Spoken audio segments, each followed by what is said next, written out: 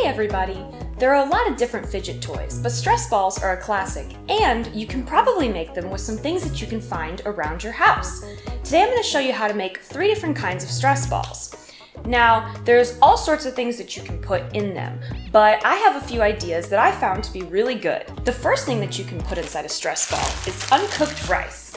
I have some rice from when I dropped my phone in the creek and I needed to dry it out. So I'm going to use that leftover rice. The first thing you're going to need to do though is to stretch out your balloon. So first you can stretch it regular, like with your hands. Try not to break it. And then after that you can try blowing it up a little bit.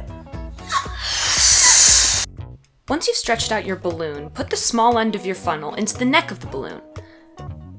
Then slowly pour the rice into the funnel until the balloon is completely full. My funnel is a bit too small, so I'm spooning in the rice instead. Once you've got as much rice as you can fit in the balloon, take the funnel out and tie it off. You might need an adult to help you with this part. Now you can squish your stress ball as much as you want. Another thing that you can put inside a stress ball is flour. Repeat the same process as before to stretch out the balloon. Then use your funnel to put flour into the balloon. Once again, I'm going to use a spoon to put the flour in.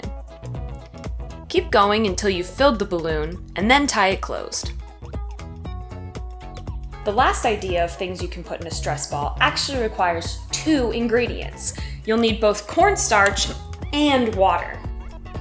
First, measure out 6 tablespoons of cornstarch.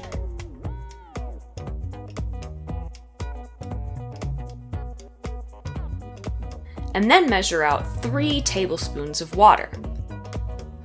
And stir them up until the mixture is smooth. It's easiest to mix it with a fork. Then, use your funnel to pour it in the balloon.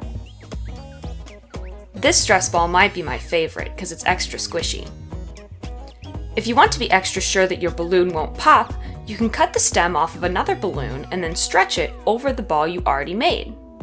Thanks for watching! I hope you got some fun ideas for some new fidgets, and we'll see you next time at the library!